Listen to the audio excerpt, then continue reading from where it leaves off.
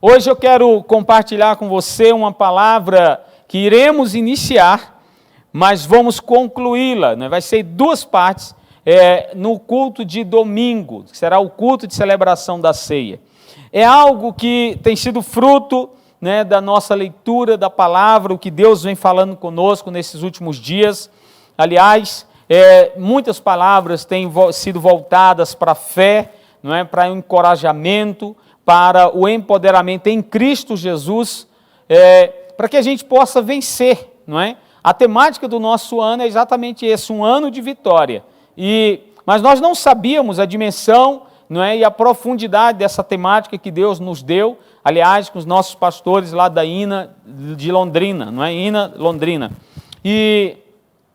Mas quando iniciamos o ano, iniciamos debaixo de uma palavra profética, crendo na vitória do Senhor, e em seguida nós fomos acometidos por este mal, não é? Esse mal que tem pego o planeta inteiro, não é? Dessa SARS denominada Covid-19.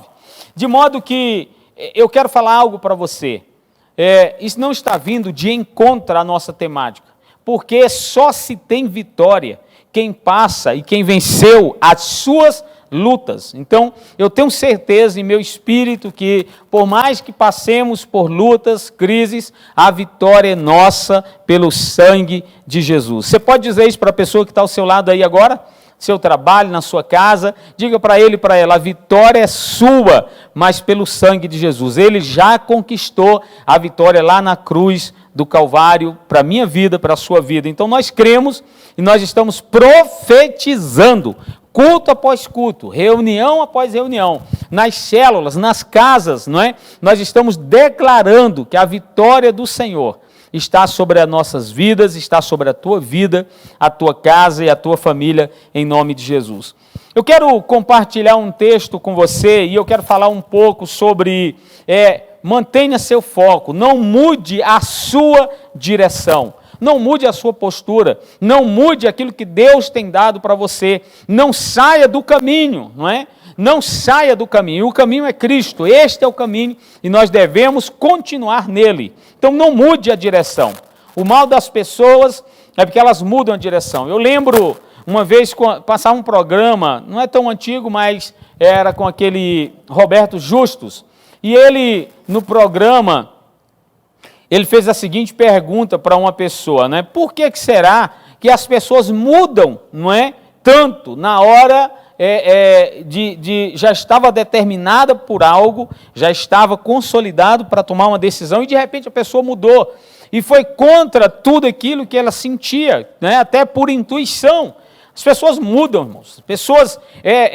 Muitos de nós somos como as ondas do mar. Uma hora está para cá, outra hora está para lá. Outras vezes nós estamos super felizes, daqui a pouco super tristes. Não obstante o que passamos, e nós sofremos com isso, né? Hora a gente está feliz, hora está triste. Mas o que eu quero chamar a sua atenção é que não obstante o que vivemos e passamos, nós devemos continuar. Nós não podemos parar. Nós não podemos mudar o curso. Nós não podemos arrumar atalhos, nós não podemos descobrir caminhos escusos, muito pelo contrário, há um só caminho, há uma só direção, há uma só estrada, há uma só fé, há um só batismo. Sempre Deus se revelou por meio da sua palavra desta forma. Há uma só direção. Jesus, quando ele fala de si, ele diz, eu sou o caminho. Quando o artigo está lá definido, eu sou o caminho, o artigo não é um caminho. Se ele dissesse eu sou um caminho, haveriam outros caminhos. Mas ele diz eu sou o caminho, ou seja, o único. Eu sou a vida, não é só o caminho, a verdade e a vida. Quer dizer, é um só. Por mais que as pessoas digam, eu não vejo com verdades absolutas, não é? É uma máxima de muitas ciências. Mas a palavra de Deus para nós, que é inspirada pelo Espírito Santo, conforme Paulo diz lá em 2 Tessalonicenses, ela é de verdade, ela é o nosso guia, a nossa regra de fé e prática, ela é a nossa condução. Então eu quero ler com vocês sobre isso, quero falar sobre isso. Não mude a direção.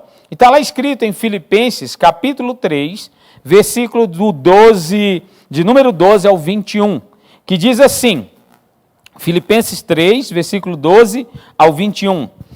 Não que já tenha alcançado ou que seja perfeito, mas prossigo para alcançar aquilo para o que fui também preso por Cristo Jesus. Irmãos, quanto a mim, não julgo que eu haja alcançado, ele repete, mas uma coisa faço, e é que, esquecendo-me das coisas que para trás ficam e avançando para as que estão diante de mim, prossigo para o alvo, pelo prêmio da soberana vocação de Deus em Cristo Jesus. Pelo que todos quantos já somos perfeitos, sintamos isto mesmo. E se sentis alguma coisa de outra maneira, também Deus vos revelará. Mas aqui, naquilo a que já chegamos, andemos segundo a mesma regra e sintamos o mesmo. Sede também meus imitadores, irmãos, e tende cuidado, segundo o exemplo que tendes em nós, pelo que assim andam.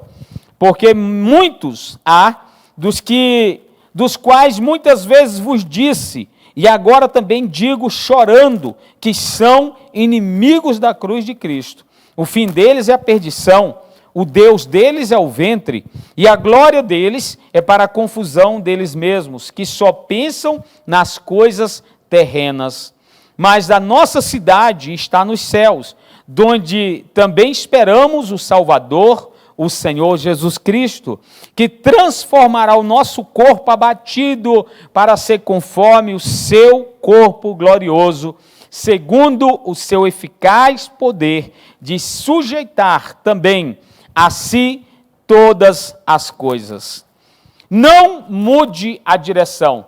Esse capítulo todo, aliás, Filipenses, Paulo retrata muito sobre muitas questões que envolviam a vida da igreja lá em Filipos, e no capítulo 3 especificamente, ele está retratando, falando para nós, o quanto ele tem padecido com pessoas que eram, se você ler o capítulo todo, você vai enxergar isso, não é? Que eram maus obreiros, pessoas que eram judaizantes da fé, ou seja, haviam judeus que acreditavam piamente que a circuncisão levava à salvação, e eles estavam lá no meio da igreja, não é? Tumultuando com a vida daqueles irmãos.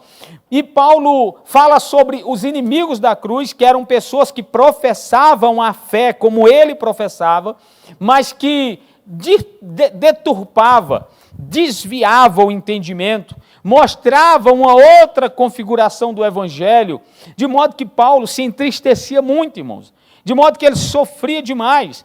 Ele chega a dizer, essa galera toda, esse pessoal todo, eles têm por Deus o seu próprio ventre, ou seja, o seu umbigo, é aquilo que eles querem, é aquilo que eles desejam. Essa galera não tem compromisso nenhum com a verdade, e estavam lá dentro da igreja de Filipos, toda essa galera estava lá dentro. Então ele retrata esse capítulo 3, dizendo que esse pessoal, o fim deles é a perdição. A glória deles é para a confusão deles mesmos. Nós acabamos de ler, não é? Aí, de repente, no meio dessa palavra toda, ele deixa os versículos de número 12 ao 21 e os versículos de número 8 a 9 de Colossenses 3, de Filipenses 3, dizendo assim, mas eu tenho uma esperança, eu creio na ressurreição. Eu quero que vocês entendam que eu fui circuncidado ao 8º dia, eu quero que vocês saibam que eu fui judeu de judeu, não é? Eu fui considerado fariseu e era uma seita na época do judaísmo, na época de Jesus, que defendia inclusive a ressurreição e a vida eterna, não é? Era um dos braços do judaísmo, vamos dizer assim. E ele disse, eu já fui tudo isso, e eu conheço isso em profundidade, mas eu quero que vocês entendam uma coisa, versículo 8 e 9, ele diz, eu estou ligado a Cristo. Eu estou ligado a Cristo, eu sou prisioneiro de Jesus, não apenas nas cadeias de Roma, mas ele estava dizendo que era prisioneiro com este dedo, está preso a esta mão. Eu estou ligado, eu estou mergulhado nele, eu não tenho como perder o meu foco. E aqui nos versículos de 12 a 21, não é, apóstolo Paulo, ele descortina isso em profundidade, dizendo, sabe o quê? Olha, irmãos, eu estou correndo, não alcancei ainda o tudo que Deus tem para mim, mas uma coisa eu faço, esquecendo-me de todas essas coisas, que elas fiquem para trás. Esquecendo-me disso tudo, que elas fiquem para trás, eu estou avançando, eu estou indo, eu estou correndo, eu estou indo em direção ao prêmio da minha vocação, o alvo, prossigo o alvo, eu estou olhando para o alto, pelo prêmio da soberana vocação de Deus em Cristo Jesus. Eu não me considero ainda perfeito, mas eu estou lutando para ser. Eu não me considero ainda salvo por completo, mas eu estou caminhando para ser salvo por completo. E Paulo foi animando a fé dos irmãos lá em Filipos. É tanto que ele escreve essa epístola com toda essa cara. Então, irmãos, o que é que Paulo estava dizendo para todos aquele povo lá? Não é? Que ele não perdia a direção por nada. Talvez você tenha a sua vida hoje, neste momento, enxovalhada por muitas coisas. Não é? A gente está ouvindo tanta coisa. A gente ouve tantos barulhos, tantas vozes. Talvez você tenha a sua vida enxovalhada, mexida, não é? Chacoalhada, seja lá pelo que for, não é? Paulo está dizendo, sabe o que para nós? Não mude a direção. Eu já vi muitas pessoas assim, quando começaram a caminhar com Jesus, de repente elas desistem, porque elas dizem, nossa, parece que a minha vida ficou mais difícil, depois que eu comecei a ouvir a palavra, depois que eu comecei a participar da igreja, parece, pastor, que a minha vida ficou muito ruim, mas não é que ficou ruim. Na verdade, Deus está produzindo uma direção nova nela, e toda vez que Deus entra em ação na vida de um ser humano, Ele produz, não é muitas coisas, porque Ele tem que tirar muita coisa. Nós nos achegamos a Deus carregados de muita coisa, irmãos. E até dentro da igreja, vez por outra, eu tenho que me limpar, eu tenho que me desvencilhar. Inclusive, de pessoas que estarão comigo, mas são inimigos da cruz. De pessoas que estarão comigo, mas estarão blasfemando aquilo que eu vivo. Daquilo que eu vivo. De pessoas que vivenciarão, comerão o pão comigo, mas que não têm o coração. E você é levado essa noite, chamado a atenção, para viver uma vida com uma só direção. Deus não quer você num caminho e olhando para outro, olhando para trás, sem saber o que fazer, nem como fazer, uma hora ouvindo isso, ouvindo aquilo, ouvindo tantos profetas, inclusive com pregações não é, publicadas, tantas palavras que se dizem em nome de Deus, mas que não vêm de Deus. Irmãos, há muitas coisas, há uma tempestade de areia sobre as nossas cabeças. Nesses momentos, a gente precisa encontrar paz em Jesus, não é? E dizer assim, Senhor, eu estou firmado em Ti. Está aí uma coisa que Paulo estava ensinando para nós. Ele estava dizendo, eu corro pelo prêmio da soberana vocação em Deus. Que prêmio era esse, gente? Paulo estava olhando naquele momento com um olhar de atleta. Ele estava dizendo assim, olha, um atleta, ele vai para o estádio, ele vai correr, ele vai exercer qualquer outra atividade de esportista, não é por nada, ele quer o prêmio. E é verdade, irmãos, eu nunca vi um atleta desses, principalmente de ponta, não é malhar, correr, alongar, sair todos os dias. Eu já conheci diversos. Tem deles que acordam 5 horas da manhã todos os dias, fazendo sol ou fazendo chuva, frio ou calor, todos os dias 5 horas da manhã. Eles correm, não é? E um disse para mim assim, olha pastor, todo dia 5 horas da manhã, eu me levanto, eu faço a minha alimentação e eu começo a correr às 5h30. Eu corro até às 7h30 da manhã. Depois que eu paro a corrida, eu ando de bicicleta mais de 40 quilômetros. Depois eu nado 3 quilômetros. Aí eu chego em casa, corro a minha casa, tomo banho e vou trabalhar e trabalho o dia inteiro. E eu falei assim, mas por que você faz isso? Ele falou assim, não, porque eu tenho paixão, eu tenho amor de disputar as grandes disputas do Ironman. Gente, é isso que acontece, não é? Nenhum atleta corre só por correr, ele quer ganhar um prêmio. É tanto que nas corridas de ruas, não é? Eles dão uma medalhinha simbólica, mas dão, porque as pessoas se empoderam, coloca aquilo no pescoço e diz, nossa, eu terminei a corrida, eu fiz. É isso que Paulo está dizendo aqui. Paulo está dizendo, olha, ninguém que entra na corrida da fé, ele entra somente para entrar ou por entrar. Ele entra porque tem um prêmio reservado a ele. O prêmio vai muito mais além do que aquilo que ele imagina. Paulo disse assim, olha, é coisa que a nossa mente humana nunca pensou, os ouvidos nunca ouviram, os nossos olhos nunca ouviram. É o que Deus tem reservado para a sua vida e para a minha vida. É isso aí. É o que Deus tem reservado para nós.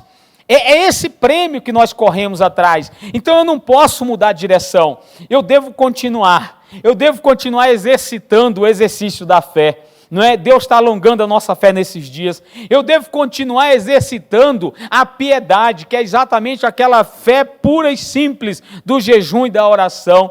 Eu devo continuar exercitando a palavra de Deus por meio da leitura, por meio da audição. Eu devo continuar exercitando a minha fé para que eu me afaste de todas as palavras de incredulidade e de pessoas que vêm contra aquilo que eu creio. Irmãos, esse é tempo de você continuar focado, não é? Sabe por que as pessoas não têm resultados? É porque elas não permanecem focados. Eu recebi um banner um dia de alguém que estava cavando um buraco assim, e bem próximo estava um diamante gigante. E a pessoa soltando assim, ó, aquela picareta, chibanca, e voltando, né? E dizendo assim, nossa, estou cansado. É isso que acontece. Deus tem tudo reservado para mim e para você. Já está preparado. Todas as bênçãos já estão, né, retidas nas regiões celestiais. Nós é que precisamos ir lá na despensa e pegá-las. Mas às vezes nós desistimos. Às vezes nós mudamos a rota. Às vezes nós mudamos a nossa postura, às vezes mudamos a forma de falar, às vezes mudamos até de igreja. Por que, gente, que a gente faz isso? Porque nós somos, a nossa natureza é levada a isso. A nossa natureza é levada a essas mazelas, não é? Então eu todos os dias preciso exercitar-me em um só caminho, em uma só direção. Eu preciso me exercitar assim, ó, eu coloquei o pé e a mão, eu não vou voltar atrás. As pessoas não recebem o que Deus tem preparado para eles ou para elas, porque as pessoas desistem. Então mantenha-se focado, irmãos. Nós fomos chamados para uma e com uma direção. Nós fomos chamados para quê? Para uma direção e com uma direção. Você já tem uma direção no Espírito Santo. E Ele tem te dado todos os dias uma direção para que você possa seguir. Então veja só, Deus te deu uma direção e Deus te chamou com uma direção. Sabe, não há outras direções, há uma só, não é? E o diabo, ele sabe dessas coisas. O inimigo de Deus, o arqui-inimigo de Deus, o inimigo das nossas almas, ele sabe dessas coisas, por isso ele investe pesadamente, não é? E aliás, a função dele, a missão, é João 10:10. O diabo não veio senão para matar, roubar e destruir. Então ele investe pesado para roubar a tua paz, a tua saúde, para roubar a tua casa, as tuas finanças, para roubar o teu casamento. Ele investe pesado para destruir. Ele investe pesado para matar os teus sonhos, mas acima de tudo, irmãos, ele investe pesado para arrebentar com a nossa fé e o nosso relacionamento com Deus. Por quê? Porque ele sabe do nosso prêmio, ele já sabe do nosso chamado, ele já sabe o que nós somos em Deus, o que Jesus fez por nós, ele já sabe. Agora, você quer saber como que ele faz para tocar a tua fé e o teu relacionamento com Deus? Ele vai tocar exatamente ou na tua saúde, ou no teu dinheiro, ou na tua família. Estes são os meios. Por isso que muitas vezes a gente precisa orar, sabe pelo quê? Por nossa fé. Senhor, não livra a minha fé, protege a minha fé, não deixa a minha fé ser abalada. Sabe, muitas vezes o diabo ele quer tocar a nossa saúde, a nossa família e as nossas finanças, exatamente porque ele quer tocar a nossa fé e o nosso relacionamento com Deus. Ele quer roubar isso. Ele quer matar isso em nós. Ele quer tirar isso de nós. Então, sabe qual é o nosso desafio que Paulo está ensinando aqui hoje? É aprender a viver olhando para cima. Não é como um boquiaberto ou um lunático, mas é viver aprendendo a olhar para cima. É aprender, a viver olhando para cima. Sabe o que é olhar para cima? Aprender a olhar para cima? É aprender a buscar em Deus a solução. É aprender a ver no Senhor a resposta. É aprender a buscar nele. É aprender e descobrir que somente dele vem a nossa vitória. Os nossos olhos precisam estarem voltados para o alto. Irmãos, Colossenses capítulo 3. Olha só como você pode decorar a palavra fácil. Se Filipenses 3 fala sobre o prêmio da vocação, Colossenses 3 fala a mesma coisa. Então você decora, o que é que diz no versículo 1 a 3? Portanto, se fostes ressuscitados juntamente com Cristo, buscai as coisas lá do alto. O que eu tenho que buscar? As coisas do alto. Onde está Cristo Jesus assentado à direita de Deus? Ele continua, pensai nas coisas do alto, ou seja, eu preciso buscar e eu preciso pensar. Eu preciso buscar. Sabe o que é buscar? Aqui a ideia era de como alguém que tinha perdido uma agulha dentro de casa. E eu vou varrendo, eu vou olhando nas gavetas, eu vou mexendo nas roupas, nos novelos ali de lã, eu vou mexendo em tudo até que eu acho, esse buscar é esse. Não é o buscar daquele que você olha e diz, amor, eu não achei minha camiseta aqui no guarda-roupa, e a camiseta está lá. Não é esse buscar, é o buscar como se estivesse indo atrás de uma agulha no palheiro. Ele diz, buscai as coisas que são do alto, e também pensai nas coisas que são do alto. Cristo Jesus está lá. Esse pensar também tem algo que ver com mais intensidade. Eu me lembro de Filipenses capítulo 4, né? Ele diz assim, olha, você deve buscar, pensar em tudo que é de amor, verdade, bondade. Se há alguma virtude nisto pensai. Ou seja, ocupe a tua mente com coisas boas. Pense nas coisas do alto. Pense nas coisas que estão lá do alto. E onde é que eu encontro isso, irmãos? Por meio da palavra de Deus, ouvindo a palavra de Deus. Eu preciso, então, buscar e eu preciso pensar nas coisas que são do alto. Deus te chamou, sabe para quê, meu querido?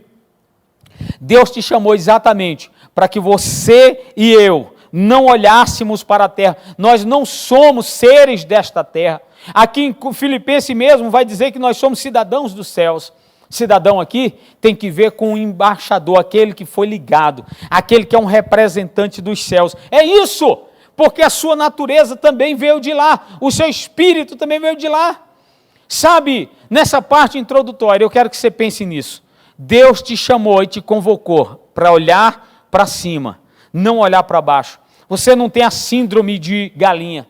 A galinha só olha para baixo, não é? A galinha come olhando para baixo. A vida dela é a terra, é a vida terrenal. Você foi chamado e feito, não é, por águias. Deus é águia, o salmista diz sobre isso, não é? Então você foi chamado a olhar para cima, a olhar para os céus, a olhar para o sol da justiça. Deus te chamou para essas verdades. Sabe, eu quero nessa primeira parte, e nessa parte introdutória, dizer, você foi chamado com uma direção. Você tem uma direção. Sabe qual é a sua direção e a minha? Olhar para cima. Olhar para Jesus. Está sofrendo? Olha para Jesus. Está padecendo? Olha para Jesus. O negócio está ruim? Olha para Jesus. Ele é o teu socorro e Ele não vai te desanimar e nem vai criar expectativas que Ele não dá conta de suprir. Não sabe o que fazer? Olha para Jesus. Vai tomar uma decisão amanhã? Olha antes para Jesus e pergunta, Jesus, o que o Senhor tem para a minha vida? Está no leito do hospital? Olha para Jesus agora. Sabe, há irmãos nossos, hoje mesmo eu recebi notícias, né, que estão saindo de cirurgias, estão no leito, nós queremos declarar a cura em Jesus sobre a tua vida. Sabe, quando Moisés construiu o tabernáculo de Deus, lá no deserto, com poucos recursos, mas Deus deu uma provisão tão grande, que a Bíblia diz que eles construíram de acordo com aquilo que Deus havia derramado. Tudo que vem do céu, vem com um planejamento. Você não precisa nem ter seu plano. Viva o plano de Deus para a tua vida. Viva os sonhos de Deus para a tua vida, que serão muito melhores. Viva o que Deus tem para você. Olhe para cima! Quando ele estava construindo o tabernáculo e ele pegou a planta vinda dos céus, Deus disse para ele o tamanho que tinha que ser, a altura que tinha que ser, os tecidos que tinham que ser usados. Deus deu capacidades para os homens, inspirados pelo Espírito, para que confeccionasse obras de artesão. Só para você ter uma ideia, o tabernáculo ele tinha 4 mantas por cima dele, cada uma mais linda do que a outra. Era bordado, eu creio que era um bordado tão especial que ninguém nunca jamais conseguiu fazer, como o bordado do tabernáculo. E sabe o que embelezava tudo isso? Era a presença de Deus que estava no teto. Quando as pessoas entravam no tabernáculo, a primeira coisa que eles viam, os sacerdotes enxergavam, o sumo sacerdote, era o teto. E eles olhavam para cima e ficavam embasbacados. Eles não sabiam o que dizer. Era indizível o que eles enxergavam no teto. Agora embaixo, Deus não tinha mandado colocar piso algum. Até mesmo porque o tabernáculo era móvel. Onde eles se instalavam só era em cima da terra. Daquela terra do deserto, com pedras e etc., pedregulhos. Então, o que Deus está dizendo para nós, irmãos? Ele não nos fez para olhar para a terra. Eu fico com dó de pessoas que projetam as suas vidas somente nesta terra. Paulo chega a dizer, eu seria o mais miserável de todos os homens.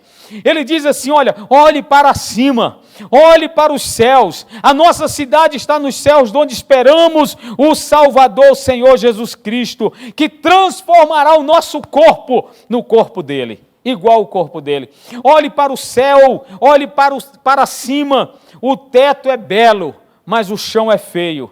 O chão passa, tudo vai se passar, tudo vai se dissolver, tudo vai se contaminar. Mas a beleza do andar com Deus é aprendermos a olhar para a direção certa. E sabe qual é a direção? É para cima, onde está Cristo Jesus. Não há beleza, meu amigo, numa vida cheia de preocupações, não é? Somente com essa vida, com essa terra. Eu vejo tantas pessoas afobadas com esta terra. Domingo eu quero falar mais sobre isso. Mas a palavra de Deus diz em Hebreus 12, versículo 1 e 2. Vamos jogar fora tudo o que atrapalha e o pecado que nos assedia e corramos com perseverança a corrida que nos está proposta, olhando para Jesus, autor e consumador da minha e da nossa fé. Salmo 121, o salmista diz, eleva os meus olhos para os montes. Por que ele não olhou para a terra? É porque ele sabia que o socorro estava em cima. Ele diz, de onde me virá o socorro? O meu socorro vem do Senhor, que fez os céus e a terra. Sabe, Jesus ensinou a investir no que é eterno, para que Ele cuidasse daquilo que é natural das nossas vidas. Mateus já diz isso, 6,33, não é? Buscar em primeiro lugar o reino, e as demais coisas nos serão acrescentadas. Então, escute, não é? Busque e pense naquilo que é eterno. Busque e pense naquilo que é de cima. Por quê, pastor? Porque é de lá que vem a nossa salvação. Nós somos chamados, queridão, meu irmão, minha irmã, com uma direção. Deus nos fez, já nos dando uma direção da vida. Às vezes nós perdemos isso, porque o diabo sufoca aquilo que Deus nos deu. Diga hoje, eu não aceito mais isso na minha vida, eu não concordo viver olhando somente para esta terra, eu não quero ser o mais pobre de todos os homens. Há pessoas que são tão pobres, que a única coisa que tem é o dinheiro. Você não foi chamado para isso, você foi chamado para viver muito mais profundamente, excepcionalmente, além, infinitamente mais do que isso. Deus te chamou para suprir todas as suas necessidades. Talvez muitos aqui vão ter bastante dinheiro, vão dar e vender, não é? E emprestar e abençoar. Mas nunca se esqueça de olhar para cima, porque de lá vem a tua provisão maior e o teu socorro. Não mude de direção, irmão. Não se leve por palavras desta terra, não se leve por jornais falidos, destruídos, não se leve por repórteres que já estão corrompidos, não se leve por ofertas que se te dão, não se leve por ninguém, se leve pela palavra de Deus, e ela é a nossa fonte de esperança, e ela é a nossa salvação. Eu te abençoo com a visão dos céus. Eu quero orar com você essa noite, enquanto a gente vai cantar uma canção. Eu quero orar com você esta noite. Eu quero declarar uma palavra dos céus sobre a tua vida. O teu alvo é Cristo. A tua vida é Cristo. Viva isso. Ame isso. Domingo que vem, nós queremos continuar essa palavra. E nós vamos fazer a santa ceia da vitória e da cura e de uma visão profética. Pai querido e santo, em nome de Jesus, eu quero abençoar a vida do meu irmão e da minha irmã, que está aí agora, Senhor, nesta casa, no seu ambiente de trabalho. Não sei o que eles têm vivido ou passado. Talvez alguns tenham sofrido algumas escassez. Talvez alguns tenham passado por situações de enfermidades na sua casa. Estejam acamados com sondas. Mas eu quero declarar em nome de Jesus, Senhor, que a nossa esperança não está nos homens. A nossa esperança não está na terra. A nossa esperança está no Senhor que nos fez. O Senhor nos conhece. O Senhor sabe o dia do nosso nascimento como o dia da nossa morte. Tudo está em tuas mãos. E é por isso que esta noite, Espírito Santo, eu me coloco junto com meu irmão e a minha irmã, que está me ouvindo agora. Eu me coloco junto com eles, crendo na vitória, crendo no poder, crendo na palavra do Senhor. Abre os nossos olhos para que nós possamos enxergar. Abre os nossos olhos espirituais para que nós possamos ver o que o Senhor tem reservado, preparado. Abre o nosso entendimento para que possamos entender a direção que o Senhor tem para as nossas vidas. Nós queremos pedir perdão, porque muitas vezes nós queremos e vivemos a nossa própria direção. Nós pedimos perdão hoje à noite. Nós queremos viver aquilo que o Senhor tem para nós. Nós queremos olhar para o alto. Nós queremos viver no alto. Nós queremos nos alimentar do alto. Porque do alto vem a nossa esperança, o nosso socorro e a nossa salvação. Eu quero declarar cura sobre esta casa que está recebendo a gente agora. Eu quero declarar uma visão nova sobre esta família. Eu quero declarar a direção no Espírito Santo sobre a vida deste homem que não sabe o que fazer porque está sem emprego, está sofrendo esta mulher. Eu quero declarar a tua direção. Pega na mão dele agora, Senhor. Abre a porta que necessita. Abre as janelas dos céus porque precisa. Pai, em nome de Jesus, eu oro ao Senhor e eu te agradeço em nome de Jesus. Que Deus em Cristo te abençoe.